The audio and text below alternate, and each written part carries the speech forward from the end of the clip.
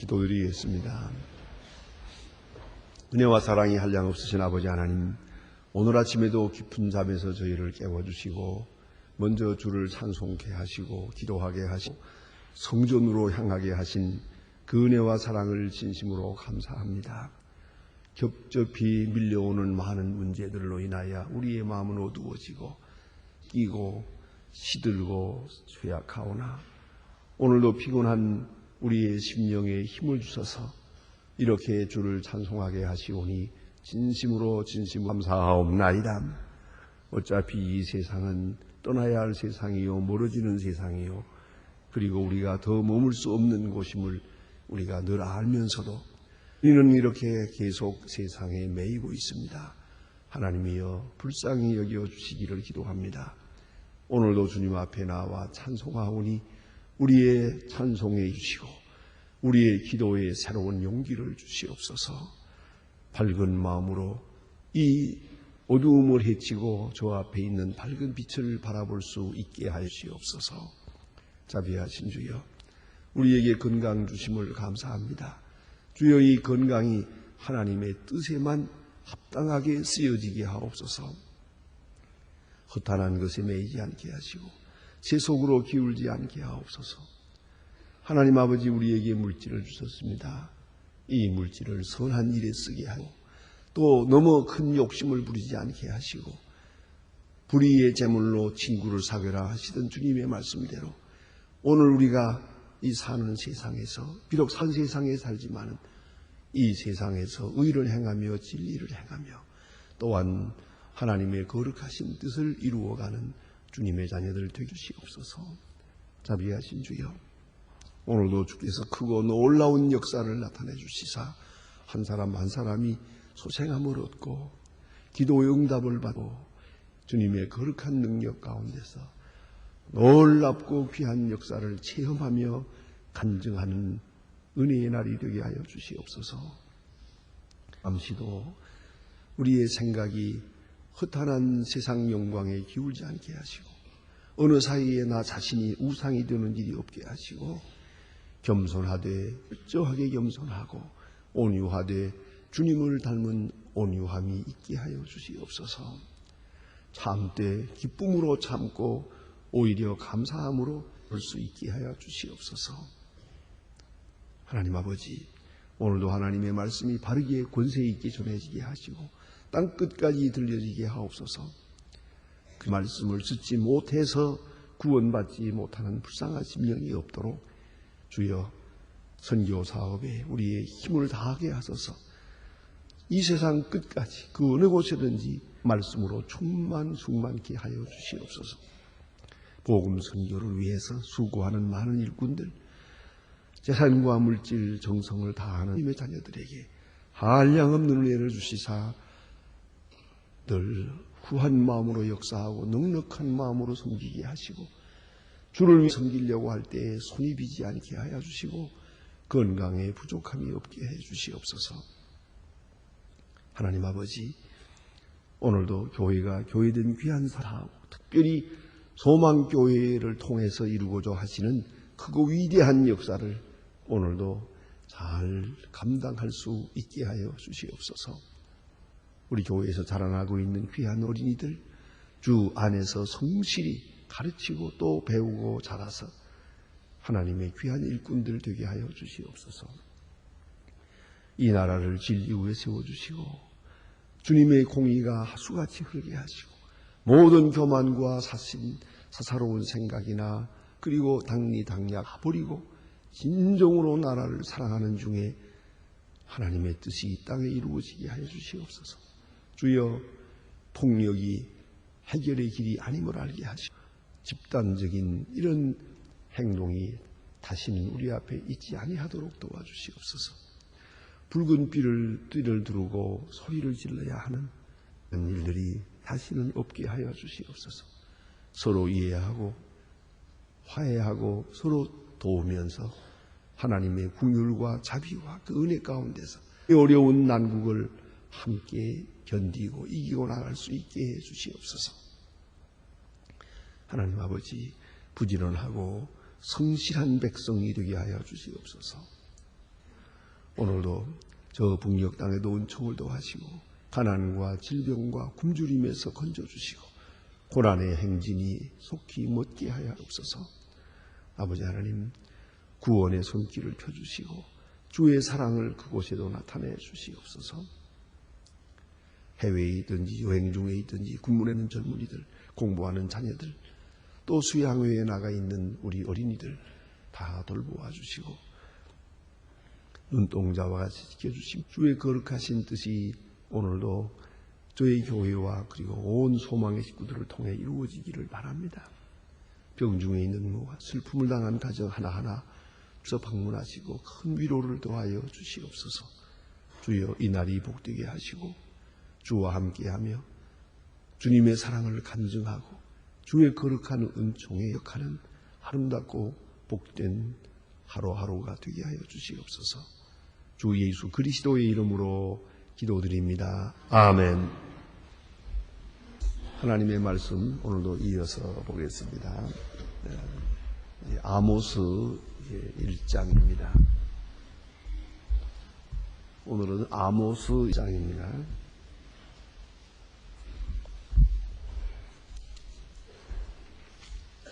아모스 1장 1절로부터 15끝절까지 보겠습니다.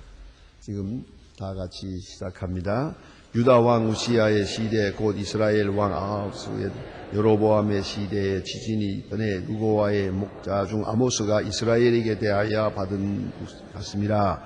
저가 가라되 여호와께서 시온부터 부르짖음 예루살렘에서부터 음성이 바라니 목자의 초장에 흥하며 갈멜산의 꼭대기가 마르리로다.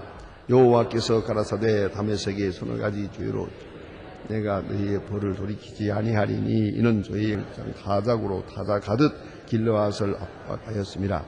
또한 그의 침에 붙였으니 변화위의 다스의 궁유를 사르리라. 내가 다메섹 빗장을 꺾으며 아베 자기에서 그 손을 꺾으며 베네덴에서 혹 잡은 자를 끊으리니 아람 백성이 사로잡혀 길에 이르리라. 이는 여호와의 말씀이니라. 여호와께서 가라사대 가사의 서너 가지 죄로 내가 벌을 돌이키지 아니하리니 이는 저희가 모든 사로잡은 자를 다 끌어 에돔에 붙였음이라. 내가 저희 사송에서 불을 보내는 궁유를 사르리라.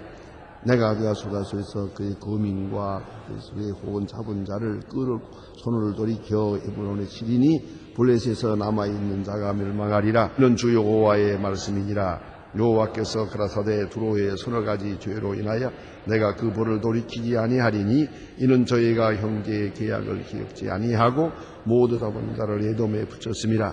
내가 두로 성에 붙이니 그 궁중을 사르리라. 여호와께서 가라사대 에돔의 서너 가지 죄로 인하여 내가 그를 돌이키지 아니하리니 이는 저희가 그 칼로 형제를 쫓아가며 그 궁유를 버리고 저가 노아 군을 지으려 하십니다.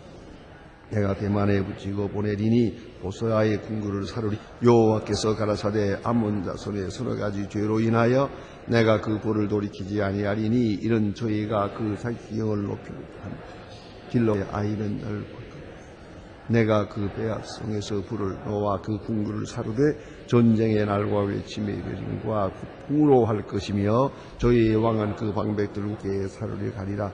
이는 여호와의 말씀이니라. 아멘. 이제 오늘부터 아모스를 보게 됩니다. 아모스와 이사야에 대해서는 이제 많은 사람들의 좀 의견입니다. 아모스의 아들 이사야 이런 글이 이사야서에 있기 때문에 혹 아모스가 이사야의 아버지가 아닌가 하는 그런 생각을 하게 되면 동명이인이 옳시다. 이름은 같지만은 그런 것은 아니고요. 거의 비슷한 때에 아모스가 역사하게 되었습니다. 그런데 이사야는 귀족입니다. 그리고 정치가입니다. 방백 중에 한 사람입니다. 그런 왕족에 속하는 사람이었고 오늘 본문에 보는 대로 드고와의 목자입니다. 농부 출신입니다. 그런 면에서 신분이 다르고요. 네, 그리고 아모스의 그 메시지와 또 이사야의 메시지에 대한 차이가 있는 것을 볼 수가 있습니다. 오늘 이 아모스는 그런 드고와의 목자요 하나의 그저 소문의 학군입니다. 그러나 하나님께서 그에게 계시하소서 영감을 주어서 그를 통하여 이스라엘 백성들에게 혹은 저 주변에 있는 모든 나라들에게 하나님의 말씀을 전하게 됩니다. 그래서 우리가 이 계시적 문제를 한번 생각해야 합니다. 아모스가 특별히 산에서 기도하고 혹은 금식을 하고 수도 생활을 하는 중에 계시를 받았다 하는 그런 얘기가 아닙니다. 그는 소모는 농사꾼입니다. 그는 목로시다. 그런데 하나님께서 그를 강권적으로 불렀습니다. 그래서 그의 입을 통하여 하나님께서 말씀하시게 됩니다. 그런 생명을 다하면서 많은 위험을 무릅쓰고 하나님의 말씀을 전하는 그런 사람으로 역사하게 됩니다. 이것이 선지자입니다. 하나님 편에서 인간을 향하여 말씀 때 그 어떤 사람의 이름을 입과 인격과 그 생활을 통해서 말씀하십니다. 이렇게 될 때 그 사람을 우리가 선지자라고 부릅니다. 그러니까 말씀하시는 주체는 하나님이요. 말을 하는 자는 선지자고 그는 그의 입만 있는 건 아닙니다. 그의 생각, 그의 사상, 그의 문화, 그의 언어, 그의 생활 환경까지 다 하나님께서 소위 말하면 토탈리 혹은 그런 올가닉 그렇게 사용합니다만 전적으로 혹은 인격적으로 이렇게 사용하셔서 하나님의 원하시는 바 뜻을 또한 하나님이 원하시는 대상 말씀하게 됩니다. 이것이 바로 선지자의 메시지입니다. 오늘 본문에서 보면은 하나님께서 예루살렘을 통해 말씀하신다. 예루살렘에서 아모스에게 말합니다. 이렇게 성지 중심적으로 말씀을 합니다만은 오늘 메시지의 내용은 전부 주변에 있는 나라에 대한 이야기입니다. 여러 나라들의 얘기인데요. 그건 왜 그런가 하면 이 여러 나라의 관계가 바로 이스라엘과 직결되어 있기 때문입니다. 이스라엘의 운명. 그래서 여기 보니까 지금 보는 대로 다메섹이 나오고 에돔이 나오고 두로가 나오고 팔레스타인이 나오고 또 수리아가 나오고 여러 나라가 나오는데 이 나라를 다 한번 이렇게 볼 것 같으면 암몬이라고 하는 것은 이제 동쪽이고 에돔이라고 하는 것은 남쪽, 두로라는 것은 서쪽이고 팔레스타인은 서쪽이고 그리고 수리아는 북쪽입니다. 이 이스라엘을 중심해서 동서남북으로 뺑뺑 돌아있는 주변 국가들의 이야기입니다. 이 주변 국가의 그 상황이 바로 이스라엘의 그 운명과 직결되어 있기 때문입니다. 우리도 말하자면 주변 환경 이런 말합니다. 이 주변 환경이 평안해야 이스라엘이 평안할 수가 있습니다. 이 주변 환경들이 다 사악해져서 하나님의 뜻을 어기는 그런 사람들이 됐다 하는 것입니다. 근데 오늘 본문에 아주 재미있는 말씀이 있습니다. 이 재미있다고 할 성격이 들는지 모르겠습니다만은 표현이 아주 좀 있습니다. 서너 가지 죄라는 말이 나옵니다. 여기 보셨죠? 서너 가지 죄. 근데 이건 서너, 셋, 넷입니다. 이건 뭘 말하는 거냐? 그러고서 자세히 읽어보면 네 가지도 없고 네 가지도 없어요. 한 가지 죄밖에는 말하지 않아요. 그런데 서너 가지 죄라고 말했거든요. 이 표현법에 묻는 겁니다. 어떻습니까? 우리말에도 가만히 보면 도양적인 표현이라서 비슷합니다. 우리가 좀 수의 개념이 좀 막연할 때가 많아요. 두어 서너 가지 그렇지 않습니까? 도대체 몇 가지입니까? 두어 서너 가지 둘에서부터 넷에서부터 서너 대까지 뭐 그래요. 그래서 이게 막연한 거예요. 수 개념이. 그러나 두 서너 가지라고 해도 혼대를 한두 가지 이렇게 말합니다. 그런데 한두 가지 할 때는 작다는 숫자고 서너 가지 하면은 많다는 숫자입니다. 그런 수의 개념입니다. 이것이 더구나 라틴어 표현에는 그렇다고 합니다. 라틴 사람들의 표현에는 행복한 사람을 서너 가지 행복 가진 이렇게 말합니다. 서너 가지 행복을 가진 사람 이렇게 말한답니다. 그럼 서너 가지라고 해서 그거 봤자 세 가지는 뭐고 네 가지는 뭘까? 그렇게 생각 아니에요 이게. 서너 가지라는 것은 많다는 뜻이고요. 한두 가지라는 말은 작다는 뜻입니다. 이게 바로 언어적 표현이 옳습니다. 그런데 오늘 이 서너 가지라는 말은 많다는 뜻이고요. 특별히 또 히브리적으로 표현하면 세, 넷, 서너 하고 말할 때는 이거는 일곱에 대한 대명사. 일곱라고 말하지, 일곱 가지라고 말하는 대신에 서너 가지라고 말합니다. 그것은 뭐냐면 셋 넷이면 뭡니까? 그런 말이에요. 그래서 일곱이라는 말을 대신해서 셋넷 이렇게 말하게 되고요. 또 한 가지. 그럼 일곱은 또 뭐냐 하면 수적 개념이 아닙니다. 이거는 완전한 뜻이고 또 크다는 뜻이 옵시다. 일곱 하면은 완전 숫자로 이렇게 표현이 됩니다. 그래서 이게 서너 가지 죄 하는 말은 보통 죄가 아니고 큰 죄, 그리고 일반적으로는 죄라고 생각하지 않는, 그러나 하나님이 용서하지 않는 죄, 하나님이 참아주시지 않는 죄를 말하는 것이에요. 자, 이제 보세요. 여러분이 어디서 어쩌다 거짓말을 한번 했다. 그렇다고 당장 벌을 내리십니까? 뭐 하나님께서 넉넉하게 그 점 도와주시는 것 같아요. 또 우리가 또 이런 죄 저런 죄를 지어도 하나님이 좀 기다려주시기도 하고 눈 감아주시기도 합니다. 그래서 사람들이 제멋대로 하는 거 아닙니까? 그러나 죄는 다 그런 게 아니에요. 어떤 죄에 대해서는 하나님이 용서하지 않아요. 여러분의 눈에는 안 보이는 것 같아도 반드시 갚으세요. 이는 이로, 눈은 눈으로. 이것이 하나님의 심판 기준이에요. 여러분 좀 민감하게 생각해 보셨습니까?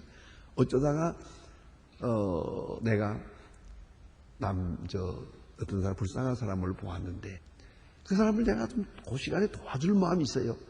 도와줘야겠다는 마음이 있는데 그만 인생한 생각이 나가지고 그냥 지나치고 말았어요.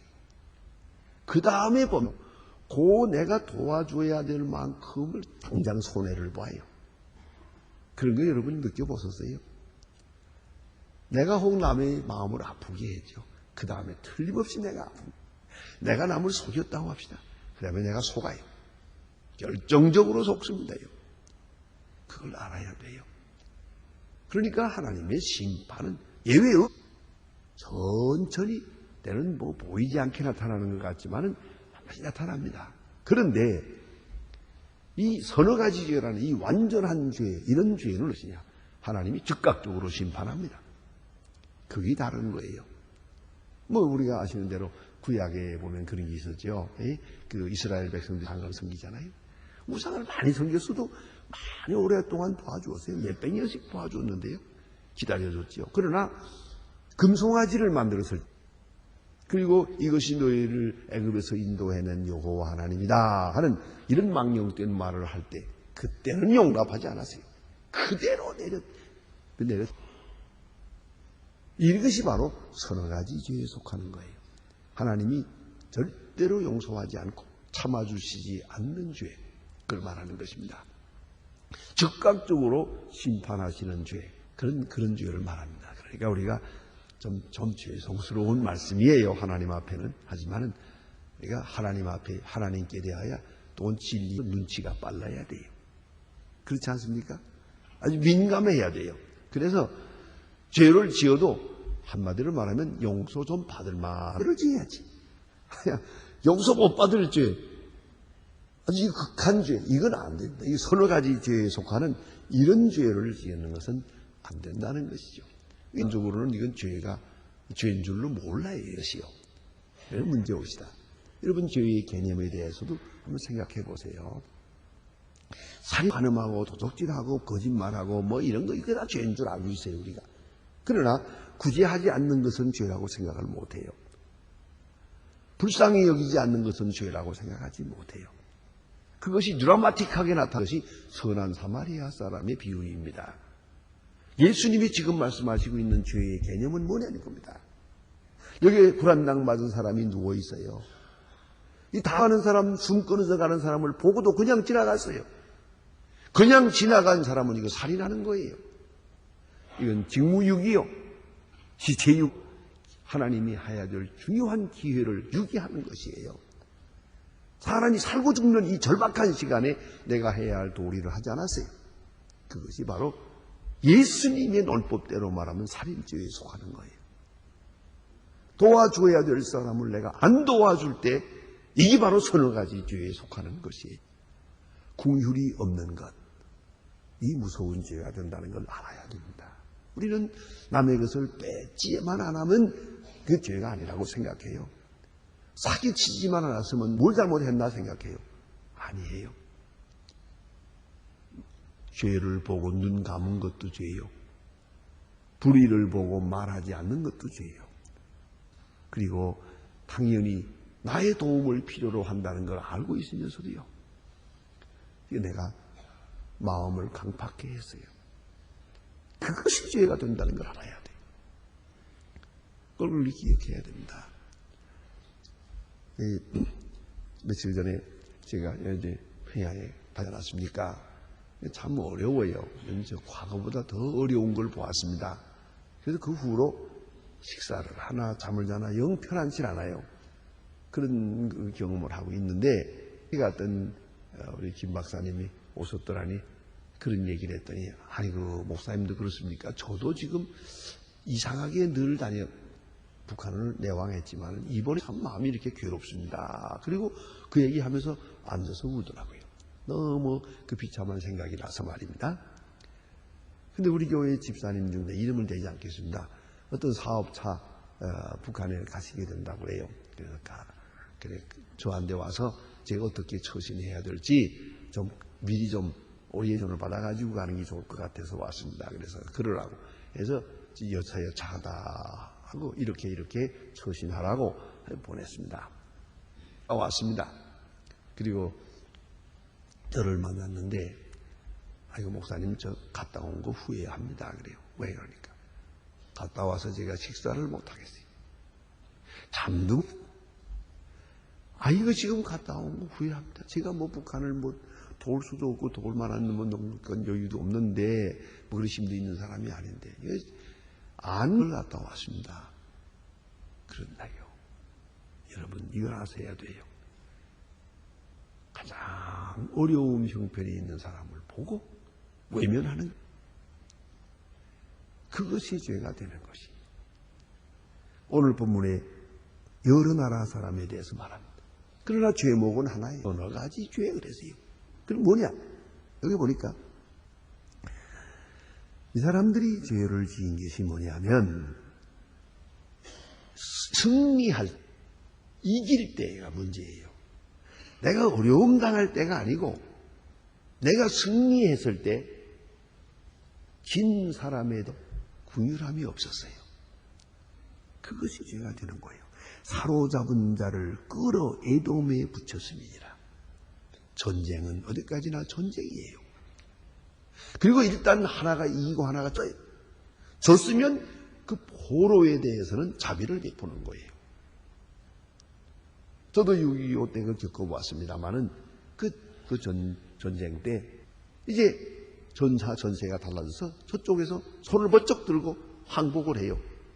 그러면 지금까지 막 총을 쏘면서 양쪽에 사람이 죽었지만은 일단 총소리가 멈추어요. 그리고 포로된 사람은 손 들고 나와요. 그러면 지금 저쪽에서 바로 이 포로된 이 사람들이 방금 우리를 향해 총으로 쏘아가지고 우리 여기 친구들 많이 죽었잖아요. 그러니까 여기다가 화풀이를 하기가 쉬워요. 이놈들 그냥 맞불질하는 판에 지금 누가 옳고 어디 있어요 이 판에. 그런데 그러나 자오간 화가 나서 포로를 향해서 화풀이하는 사람 많아요. 그 포로를 죽여버리겠다고 그래요. 그런 사람들 많습니다. 그러나 이거는 제네바 협정에 의해서 그렇지 못해요. 일단 손만 번쩍 들었으면 이 포로가 됐으면 포로를 먹여야 돼요. 하루 잠시 먹여야 되고 상처를 치료해 줘야 됩니다. 이게 자비라는 거예요. 근데 이 사람들이 전쟁에 이겨가지고 포로 온 사람들을 잡아다가 다른 나라로 팔아먹었어요. 노예로. 하나님이 이걸 용납하지 않는 거예요. 전쟁은 전쟁 상황에서 치렀다고 하자.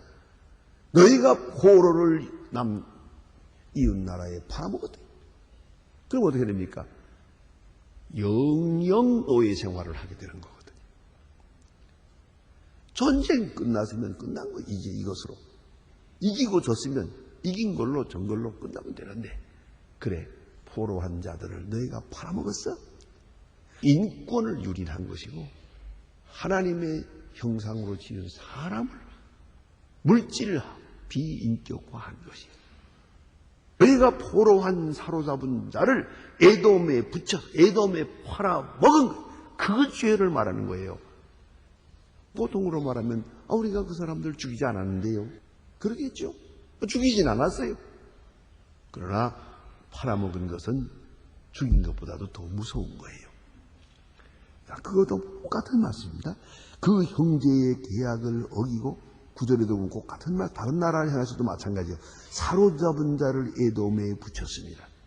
사로잡은 자를, 포로한 자를 팔아먹었다 이 말. 또 11절에도 보면은 그 벌을 돌이키지 아니하리니 이는 저가 칼로 그 형제를 쫓아가며 도망가는 자를 쫓아갔다.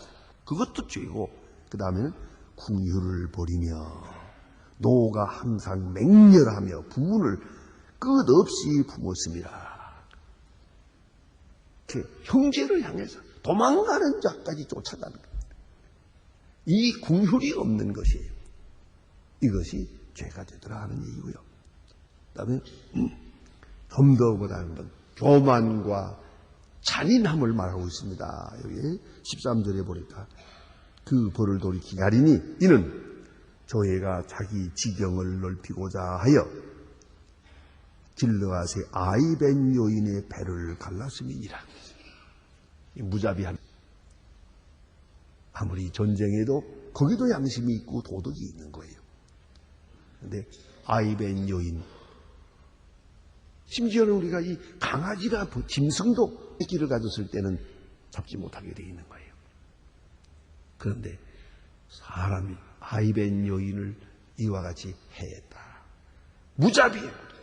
자기 목적을 위해서는 도대체가 방법과 수단을 가리지 않고 잔인하게 했다는 거죠.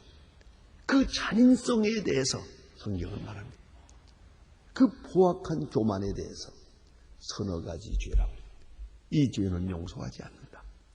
이렇게 아무 선지를 서 말씀하고 있습니다. 기도하십시다.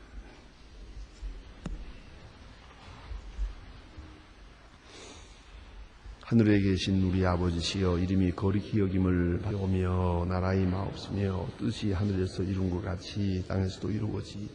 오늘날 우리에게 일용할 양식을 주옵시고 우리가 우리에게 죄진 자를 사해 준 것 같이 우리를 시험에 들게 하지 마옵시며 다만 악에서 구하옵소서.